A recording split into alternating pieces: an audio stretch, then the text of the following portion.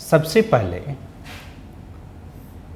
जब हम धन के बहिर्गमन के सिद्धांत का अध्ययन करेंगे तो इसके अंतर्गत जो मुख्य चीज़ें हम यहाँ पढ़ने जा रहे हैं उसको आप देख लीजिए। तो सबसे पहले तो हम जानेंगे कि इसका प्रतिपादन किसने किया और जो प्रतिपादक के हैं उनका समर्थन किन किन लोगों ने किया। दूसरी हम इसके अंतर्गत देखने का प्रयास करेंगे कि वास्तव में ड्रेन ऑफ वेल्थ की जो संकल्पना है, धन की बहिर्गमन की जो संकल्पना है, वह धन के बहिर्गमन की संकल्पना है क्या। और तीसरा हम ये देखने का प्रयास करेंगे कि ये कैसे होता है धन का बहिर्गमन, क्या इसका मैकेनिज़्म था। इस चीज़ को हम यहाँ पर देखने का प्रयास करेंगे और फिर हम लोग इसकी आलोचना को भी देखेंगे कि इसकी क्या कमियां हैं, किस तरह से इसका क्रिटिक्स किया गया है, और फिर अंततः हम लोग निष्कर्ष की बात करेंगे। तो यानी कि जब ड्रेन ऑफ वेल्थ को आप समझने का प्रयास करते हैं तो 5 महत्वपूर्ण जो इसके एस्पेक्ट है, ये 5 महत्वपूर्ण एस्पेक्ट को हम लोग समझने का प्रयास करेंगे। इसके अंतर्गत फर्स्ट जो कॉन्सेप्ट है, शायद आप जानते होंगे कि इस कॉन्सेप्ट का प्रतिपादन दादा भाई नौरोजी ने किया था, राइट। और दादा भाई नौरोजी जो हैं भारत के एक महत्वपूर्ण राष्ट्रवादी नेता थे जिन्होंने भारत में आर्थिक राष्ट्रवाद की संकल्पना की नींव रखी थी। और उस आर्थिक राष्ट्रवाद की संकल्पना का बीज जो है, एक तरह से उन्होंने ड्रेन ऑफ वेल्थ के सिद्धांत के रूप में प्रतिपादित किया। तो इसका बीजारोपण अगर हम कहें कि ड्रेन ऑफ वेल्थ जो है आधुनिक के भारत में आर्थिक राष्ट्रवाद के सिद्धांत का जो बीजारोपण है, ये बीजारोपण ड्रेन ऑफ वेल्थ के सिद्धांत के माध्यम से होता है। और सबसे पहले दादा भाई नौरोजी ने इस संकल्पना का प्रतिपादन 1867 में एक आर्टिकल उन्होंने लिखा था, England debt to India, right. और इसी आर्टिकल में सबसे पहले दादा भाई नौरोजी ने इस संकल्पना का प्रतिपादन किया। तो एक तो ये आपको रिमेंबर रखना है। फिर दादा भाई नौरोजी ने 1901 ईस्वी में एक पुस्तक लिखी, poverty and un-British rule in India. उसमें और इसको उन्होंने एक्सप्लेन किया। आर.सी. दत्त ने इकोनॉमिक हिस्ट्री ऑफ इंडिया, जो 2 वॉल्यूम उन्होंने अपनी पुस्तक लिखी, उस पुस्तक में भी आर.सी. दत्त ने ड्रेन ऑफ वेल्थ की संकल्पना का और अधिक विस्तार किया। और रजनी पामदत्त जो कि एक मार्क्सवादी इतिहासकार थे, उन्होंने एक पुस्तक लिखी, इंडिया टुडे, जिसमें उन्होंने ड्रेन ऑफ वेल्थ के मैकेनिज़्म को दिखाने का प्रयास किया कि किस प्रकार से ब्रिटिश शासनकाल में भारत से धन का निरंतर ब्रिटेन की ओर ड्रेन हो रहा है, उससे को एकदम स्पष्ट रूप से दिखाने का काम रजनी पामदत्त ने किया। तो जब हम ड्रेन ऑफ वेल्थ को समझने का प्रयास करते हैं तो कॉन्सेप्ट किसने प्रतिपादन किया, और उस कॉन्सेप्ट को भारत की अधिकांश राष्ट्रवादी जो इतिहासकार हैं, भारत के अधिकांश राष्ट्रवादी नेता हैं, इस ड्रेन ऑफ वेल्थ की संकल्पना का समर्थन करते हैं, जिसमें कुछ लोगों का नाम हमने आपको बताया भी।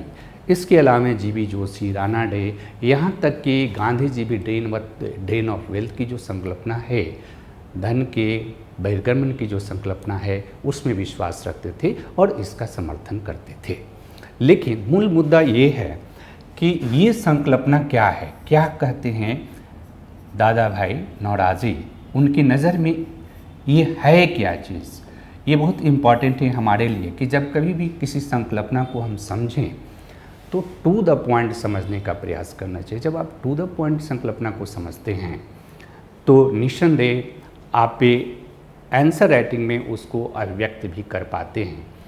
तो दादा भाई नौरोजी ने कहा कि ब्रिटिश शासन काल में भारत से धन का निरंतर प्रवाह ब्रिटेन की ओर हो रहा, और ये जो भारत से धन का प्रवाह हो रहा, यह जो धन है जो भारत से भी चीन की ओर जा रहा, ये धन जो है भारत के सकल राष्ट्रीय उत्पाद, ये टर्म ध्यान में रखना है कि भारत के सकल राष्ट्रीय उत्पाद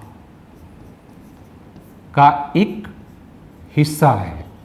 यहाँ ध्यान में रखना है कि दादा भाई नौरोजी इसको इस रूप में देखते हैं कि ड्रेन ऑफ वेल्थ के कारण भारत के सकल राष्ट्रीय उत्पाद का एक हिस्सा निरंतर भारत से ब्रिटेन की ओर जा रहा है। और जब ये सकल राष्ट्रीय उत्पाद का एक महत्वपूर्ण हिस्सा भारत से ब्रिटेन की ओर जा रहा, इसके बदले में भारत को कुछ भी नहीं मिल रहा। और चूंकि इसके एक महत्वपूर्ण हिस्सा का जो बहिर्गमन हो रहा है, ये भारत से ब्रिटेन की ओर लगातार जा रहा है, इसके कारण क्या हो रहा कि इसके कारण भारत में निरंतर गरीबी और अल्प विकास की प्रवृत्ति का विकास हो रहा। यहाँ ध्यान रखना है कि 3 महत्वपूर्ण टर्म आपको ध्यान में रखना है। एक तो कि भारत के सकल राष्ट्रीय उत्पाद का एक हिस्सा भारत से ब्रिटेन की ओर निरंतर जा रहा, उस हिस्से के बदले में भारत को कुछ भी प्राप्त नहीं हो रहा। अगर वो हिस्सा नहीं जाता, अगर वो हिस्सा भारत में रहता, अगर उस हिस्से का भारत में निवेश किया जाता, तो भारत में विकास होता, भारत में गरीबी दूर होती। लेकिन चूंकि वह हिस्सा भारत से ब्रिटेन की ओर जा रहा, इसलिए भारत में निरंतर गरीबी और अल्प विकास की प्रवृत्ति का विकास हो रहा। और इसलिए ड्रेन ऑफ वेल्थ जो है ब्रिटिश शासनकाल में भारत में गरीबी एवं अल्प विकास का एक प्रमुख कारण रहा है। तो कॉन्सेप्ट के रूप में आपको इस बात को ध्यान में रखना है कि दादा भाई नौरोजी इस बात को रेखांकित करते हैं कि यह भारत के अल्प विकास का एक प्रमुख कारण है, यह भारत में गरीबी के विकास का एक प्रमुख कारण है। क्योंकि मध्यकाल में हम देखते हैं या एंशिएंट काल में भी आप पढ़ते हैं, तो आप पढ़ते हैं कि आर्थिक रूप से भारत और भारतीय समाज एक समृद्ध समाज है। यहाँ गरीबी की अवधारणा मध्यकाल या प्राचीन भारत में नहीं पाई जाती है। लेकिन अंग्रेज़ों ने जो ड्रेन ऑफ वेल्थ की संकल्पना और प्रक्रिया का जो विकास किया, उसने भारतीय समाज में गरीबी एवं अल्प विकास की प्रवृत्ति का विकास किया। तो पहला कॉन्सेप्ट के रूप में आपको ये समझना है।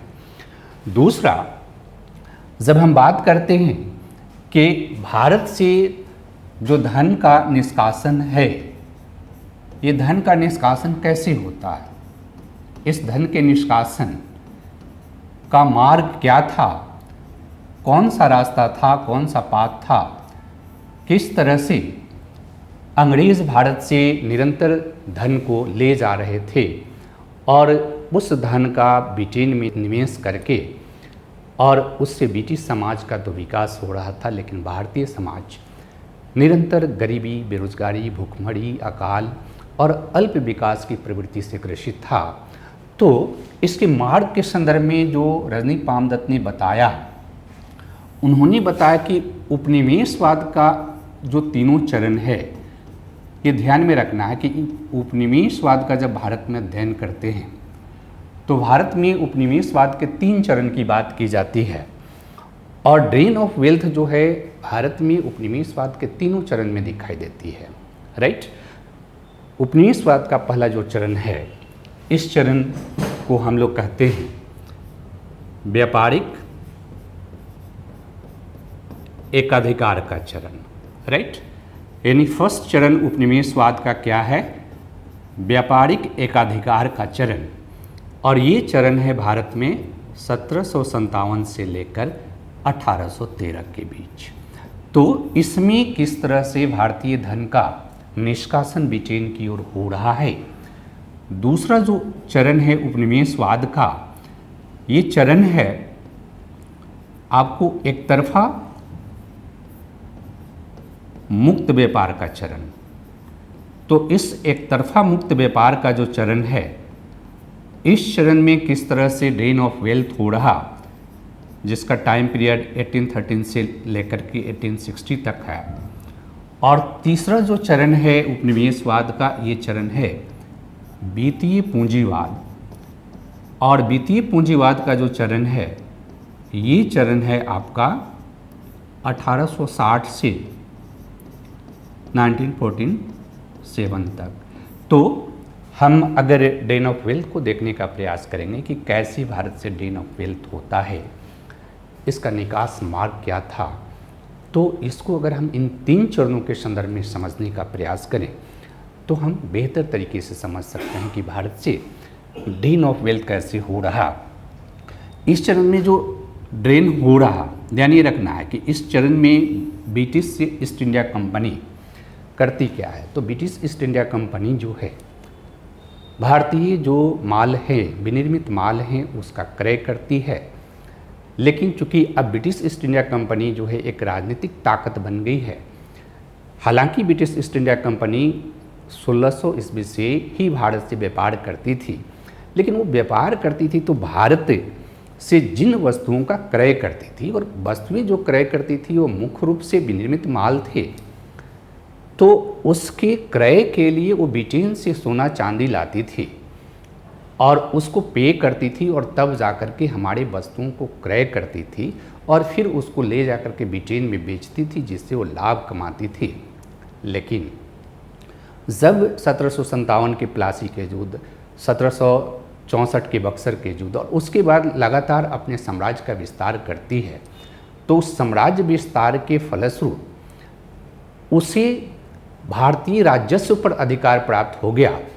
और इस भारतीय राजस्व जो है, अब भारतीय राजस्व का जो आय है, ये ध्यान में रखना है कि भारतीय राजस्व से जो ब्रिटिश ईस्ट इंडिया कंपनी को आय प्राप्त हो रहा है, इस आय का निवेश जो है वो भारत के निर्मित मालों का क्रय करने में करती है। यानी इससे भारत का निर्मित माल वो क्रय करती है, और अगर इसका क्रय करती है और क्रय करने के एवज में अगर भारतीय राजस्व से प्राप्त आय का ही इस्तेमाल करती है, तो इसके बदले में भारत को कुछ भी प्राप्त नहीं हो रहा। दूसरा कि जब ब्रिटिश ईस्ट इंडिया कंपनी ने अपनी राजनीतिक सत्ता स्थापित की, तो बंगाल के नवाबों ने उसे, जो ब्रिटिश ईस्ट इंडिया कंपनी के जो गवर्नर थे, उन गवर्नरों को बड़े पैमाने पर नजराना दिया, पुरस्कार दिया, पैसा दिया, उनको संपत्ति दिया, घूस के रूप में भी दिया।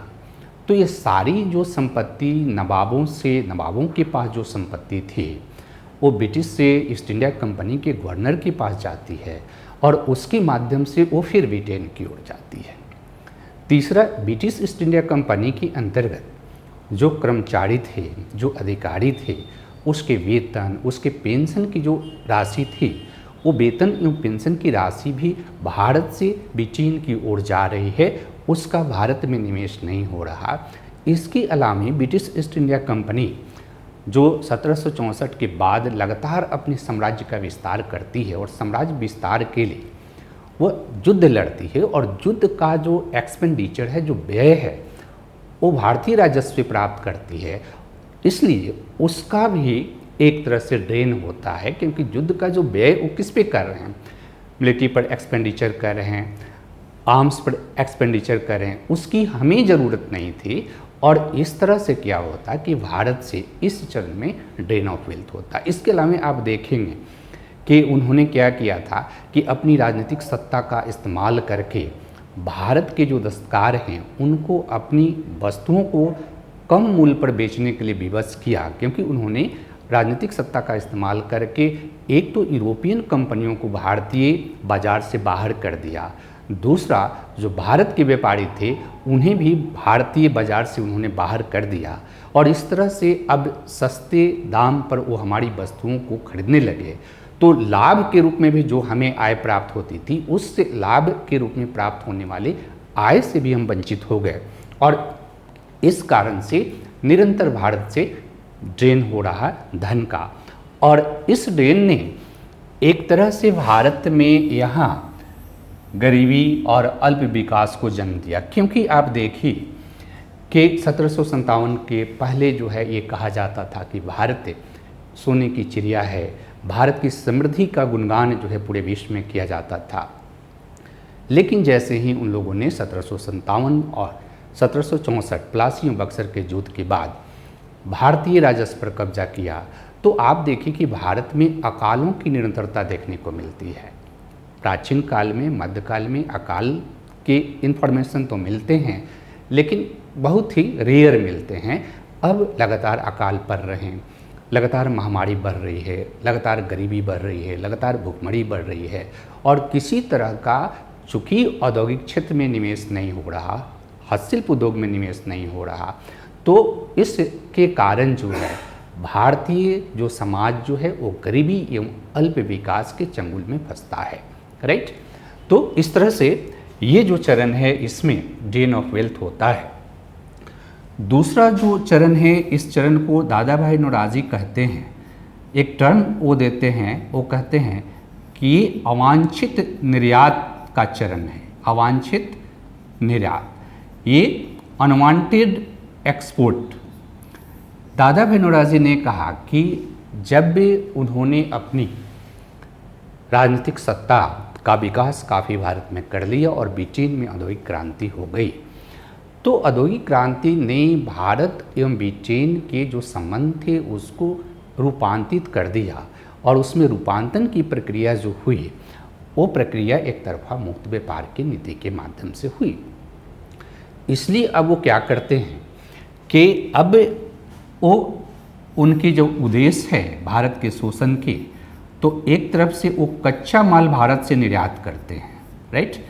ये भारत से जो निर्यात जो है ये कच्चा माल का निर्यात करते हैं ब्रिटेन की ओर। राइट। और विनिर्मित जो माल है, विनिर्मित माल, ये ब्रिटेन से भारत को आयात किया जाता है।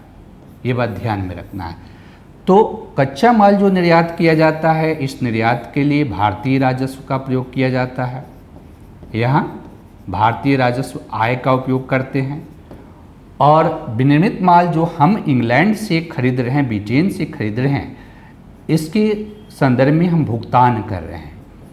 तो एक चीज़ ये ध्यान में रखना है कि भारत को निर्यातक के रूप में कोई आय प्राप्त नहीं हो रही है, और आयातक के रूप में भारत को पेमेंट करना पड़ रहा। एक तो ये ड्रेन का मेन एसेट बन जाता है, मेन मुद्दा बन जाता है, मेन इशू बन जाता है कि यहाँ से हम जो कच्चे माल निर्यात कर रहे हैं उस निर्यात के एवज में हमें कुछ नहीं मिल रहा, और ब्रिटेन से अब हम विनिर्मित माल आयात कर रहे हैं, उस आयात के बदले में हम पेमेंट कर रहे हैं, उस पेमेंट के एवज में हमें कुछ नहीं मिल रहा। इसलिए ये ड्रेन ऑफ वेल्थ हो रहा। इसको दादा भाई नौरोजी ने अवांछित निर्यात की संज्ञा दी। अदर चीज़ आप देखेंगे तो इस चरण तक आते आते ब्रिटिश साम्राज्यवाद का और अधिक विस्तार होता है।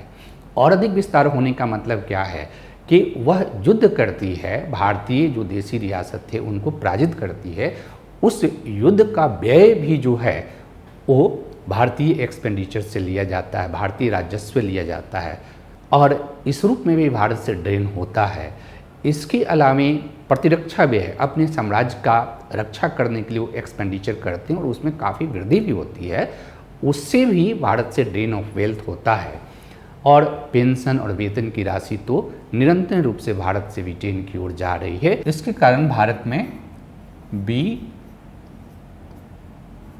औद्योगिकरण की प्रक्रिया होती है। और ये औद्योगिकरण की प्रक्रिया जो होती है, जिसका अलग टॉपिक में हम लोग चर्चा करेंगे, इस औद्योगिकरण की प्रक्रिया के कारण एक तो हमारा हस्तशिल्प उद्योग का पूरी तरह से पतन हो जाता है, और वो हमारे जो ग्रामीण या शहरी जो क्षेत्र थे उसमें जो दस्तकार थे उनके आय का एक प्रमुख साधन था। दूसरा कि अर्थव्यवस्था का ग्रामीणीकरण होता है, और ग्रामीणीकरण होने से अर्थव्यवस्था और संकीर्ण होती है। किसी प्रकार का निवेश नहीं होता है औद्योगिक क्षेत्र में, और इसके कारण भारत में गरीबी एवं अल्प विकास की प्रवृत्ति और साथ ही साथ भुखमरी, बेरोजगारी और साथ ही साथ अकाल की आवृत्ति अगर देखेंगे तो इस समय में बहुत ज़्यादा बढ़ जाता है, जो कि ड्रेन ऑफ वेल्थ का प्रतिफल था। अगला जो चरण, जिस चरण की बात हम करते हैं, वित्तीय पूंजीवाद की। इस चरण में ब्रिटेन ने अपने नीतियों में परिवर्तन किया, क्योंकि इस चरण में उन्होंने भारत के राजस्व से भारत के निर्मित माल का क्रय किया, उसके एवज में हमें कुछ नहीं मिली। यहाँ हमें दोहरे मार झेलने पड़े। एक तो हम अपने कच्चे माल का निर्यात करें, उसके एवज में कुछ नहीं मिल रहा। दूसरा, विनिर्मित माल का आयात कर रहे हैं, उसके एवज में हमें भुगतान करना पड़ रहा। यहाँ आकर के उन्होंने एक अपनी नीति में परिवर्तन किया, और नीति में परिवर्तन किया कि अब वो भारत का सीमित औद्योगिकरण करना चाहते हैं। ठीक है, सीमित, लिमिटेड इंडस्ट्रियलाइजेशन करना चाहते हैं। इसके पीछे भी उनके आर्थिक हित थे, क्योंकि यहाँ वो हमें उपभोक्ता वस्तुओं का निर्यात करते थे। अब उनका उद्देश्य पूंजीगत वस्तुओं का निर्यात करना। दूसरा क्या है कि पूंजी का निर्यात करके और उस पूंजी पर निवेश पर लाभ प्राप्त करके भारत का शोषण करना। और इस कारण से अब हमारा जो शोषण हो रहा वो पूंजी के माध्यम से हो रहा। उसमें शोषण का एक महत्वपूर्ण जो मद बनता है, ये मद बनता है विदेशी पूंजी निवेश, राइट, और इस पूंजी निवेश पर लाभ की गारंटी, राइट। ये एक नया जो है मद है, जिसमें भारत का एक तरह से शोषण होता है और भारतीय धन का बहिर्गमन होता है। जैसा कि आगे के टॉपिक में हम लोग देखेंगे कि उन्होंने रेलवे का विकास किया, तो रेलवे का विकास के पीछे भारत का औद्योगिक विकास या भारत का आर्थिक विकास नहीं था, बल्कि उनका उद्देश्य क्या था कि वो अपने साम्राज्य की सुरक्षा कर सके। और साथ ही साथ उनका उद्देश्य था कि रेलवे में उनके पास जो पूंजी जमा था उस पूंजी का निवेश करें, और उस पूंजी पर भारत सरकार ने 4% लाभ की गारंटी दी। इसके एवज में भारत से धन का बहिर्गमन हुआ। दूसरा इम्पॉर्टेंट मद यहाँ पर हुआ गृह शुल्क। गृह शुल्क एक ऐसा चार्जेस था जिसका वहन भारत सरकार को करना पड़ता था, और इसका एक्सपेंडिचर जो है ब्रिटेन में किया जाता था। और गृह शुल्क के रूप में वो बड़ी संख्या, बड़ी मात्रा में भारत से धन का बहिर्गमन करते हैं। और तीसरा कि इस चरण में ब्रिटिश ईस्ट इंडिया कंपनी का जो ऋण था, ब्रिटिश ईस्ट इंडिया कंपनी का जो ऋण था, उस ऋण के भार को भारत सरकार पर डाल दिया गया, और उस ऋण के भार का वहन चूंकि भारत सरकार करती है, इस कारण से भी भारत में ड्रेन ऑफ वेल्थ होता है। और इसके अलावा कई मद जुड़ते हैं। जैसे आप देखें कि 1860 के बाद जो उनके साम्राज्यिक जो युद्ध है, अब वो न केवल भारत में लड़ते हैं, बल्कि विदेशों में भी जो युद्ध लड़ते हैं, उस युद्ध का एक्सपेंडिचर भारत से प्राप्त करते हैं। प्रतिरक्षा व्यय में काफ़ी वृद्धि होती है, और साथ ही साथ जो मैनेजिंग एजेंसियां हैं जो प्राइवेट हैं, उन सभी ने मिल करके भारत से बड़ी मात्रा में धन का बहिर्गमन किया। और इस तरह से आप देखते हैं कि भारत से निरंतर धन का बहिर्गमन होता है। और इस बहिर्गमन के कारण भारत के जो राष्ट्रवादी इतिहासकार हैं, राष्ट्रवादी जो नेता हैं, वो कहते हैं कि भारत निरंतर गरीबी एवं अल्प विकास की प्रवृत्ति से ग्रसित रहा है। तो इस तरह से ड्रेन ऑफ वेल्थ का जो मार्ग है, इस मार्ग को ही अगर आप देखेंगे तो आप समझ सकते हैं कि भारत में गरीबी एवं अल्प विकास, भारत में भुखमरी, भारत में निरंतर अकाल इत्यादि का मूल जो कारण था, वो कारण था भारत से धन का ब्रिटेन की ओर बहिर्गमन। लेकिन जो ब्रिटिश इतिहासकार हैं, उस ब्रिटिश इतिहासकारों ने ड्रेन ऑफ वेल्थ के जो कॉन्सेप्ट है, इसके सीमाओं को रेखांकित किया है। तो चूँकि हम लोग किसी भी चीज़ को क्रिटिकल एनालिसिस करते हैं, तो उनका क्या अप्रोच है ड्रेन ऑफ वेल्थ के बारे में, वो एक तरह से क्रिटिक्स करते हैं कि ड्रेन ऑफ वेल्थ नामक कोई चीज़ नहीं था, और ये क्रिटिक्स जो करने वाले इतिहासकार हैं उसमें फेमस इतिहासकार हैं थियोडोर मॉरिसन, राइट। ये थियोडोर मॉरिसन जो है साम्राज्यवादी इतिहासकार हैं और ये कहते हैं कि जो ड्रेन ऑफ वेल्थ की जो संकल्पना है, यह संकल्पना वास्तव में एक काल्पनिक संकल्पना है, वास्तविकता से इसका कोई लेना देना नहीं था। क्योंकि ये कहते हैं कि अगर दादा भाई नौरोजी कह रहे हैं कि भारत से एक तरफा मुक्त व्यापार के चरण के अंतर्गत अवांछित निर्यात हुआ, थियोडोर मॉरिसन कहते हैं कि अवांछित निर्यात का तो कोई प्रश्न ही नहीं था, क्योंकि भारत से जो कुछ भी निर्यात हुआ उस निर्यात के बदले में ब्रिटेन ने भारत को भुगतान किया। दूसरा, उन्होंने गृह शुल्क के मुद्दे को उठाया और कहा कि गृह शुल्क तो एक तरह से नजराना था, जिसकी एवज में ब्रिटिश से सरकार ने भारत में शांति व्यवस्था कायम की, भारत को आधुनिक प्रशासनिक व्यवस्था दिया। तीसरा, ये कहते हैं कि ब्रिटिश शासनकाल में भारत में ब्रिटेन ने आधुनिकीकरण की प्रवृत्ति का विकास किया। आधुनिकीकरण की प्रवृत्ति का एक महत्वपूर्ण एजेंट रेलवे का विकास था। रेलवे का विकास के माध्यम से उसने भारत को संचार साधनों से जोड़ा, सड़क मार्ग का भी विकास किया, उसने आधुनिक शिक्षा दिया भारत को और भारतीय समाज का आधुनिकीकरण किया। इसलिए अगर ब्रिटिश सरकार ने भारत से अगर राजस्व प्राप्त किया है तो उसका निवेश किया और उस निवेश के बदले भारतीय समाज में आधुनिकीकरण हुआ। इसलिए ड्रेन ऑफ वेल्थ टाइप का कोई कॉन्सेप्ट जो है ये नहीं है रियल धरातल पर। वास्तव में ये राष्ट्रवादी इतिहासकारों ने भारत में ब्रिटिश सरकार की आलोचना के क्रम में इस कॉन्सेप्ट का डेवलपमेंट किया था और इस तरह से कहते हैं कि जो भी भारत में ब्रिटिश शासन थी वो ब्रिटिश शासन भारत के आधुनिकीकरण के लिए, भारत के विकास के लिए था। चौथा, वो बात कहते हैं कि ब्रिटिश पूंजी निवेश की आप आलोचना करते हैं, तो पूंजी निवेश से भारत को पूंजी प्राप्त हुआ और वो जो पूंजी प्राप्त हुआ उससे भारत को अंतर्राष्ट्रीय पूंजी बाजार से सस्ता पूंजी प्राप्त हुआ, जिसका भारत को लाभ हुआ है, न कि भारत से ड्रेन का वेल्थ हुआ है, न कि भारत से ड्रेन ऑफ वेल्थ हुआ है। उसका लाभ हुआ है भारत को, क्योंकि भारत इसके कारण जो है अंतर्राष्ट्रीय पूंजी बाजार से भारत का संबंध स्थापित होता है और सस्ते पूंजी बाजार का लाभ भारत को मिलता है, जिससे भारत में आधुनिकीकरण की प्रक्रिया को हम क्रियान्वित कर पाते हैं। इस तरह से ड्रेन ऑफ वेल्थ की जो अवधारणा है इसका थियोडोर मॉरिसन ने एक तो आलोचना किया है और इसके सीमाओं को रेखांकित किया है। इसके अलावे भी कुछ इतिहासकार हैं जिनको हम संशोधनवादी इतिहासकार कहते हैं, जो ड्रेन ऑफ वेल्थ की संकल्पना में संशोधन करते हैं और संशोधन करके कहते हैं कि ये बात तो स्पष्ट है कि भारत से ब्रिटिश शासन काल में ड्रेन ऑफ वेल्थ हुआ है, लेकिन जो ड्रेन ऑफ वेल्थ हुआ है उसे हम सकल राष्ट्रीय उत्पाद का एक हिस्सा के रूप में या उसे एक पूंजी के निर्यात के रूप में हम नहीं देख सकते हैं, क्योंकि भारत का सामाजिक रूपांतरण नहीं हुआ था। तो धन जो भारत में था वह धन कोई ज़रूरी नहीं था कि उस धन का निवेश विकास के लिए किया जाता।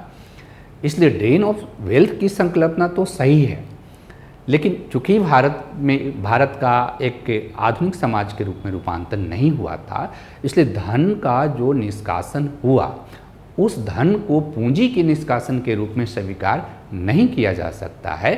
और इस तरह से आप देखते हैं कि ड्रेन ऑफ वेल्थ की अवधारणा के कुछ सीमाओं को रेखांकित करने का प्रयास किया गया है।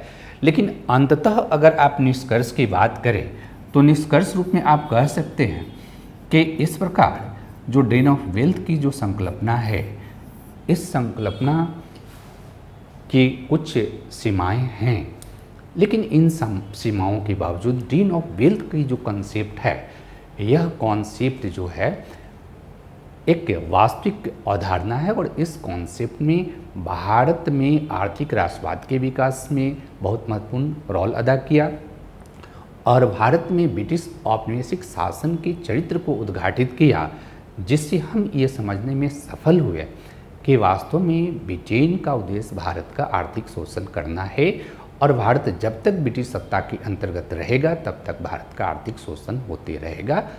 और इस तरह से यह ड्रेन ऑफ वेल्थ की जो संकल्पना है यह एक वास्तविक संकल्पना है और भारत के आधुनिक इतिहास को समझने के लिए यह संकल्पना आज भी प्रासंगिक है।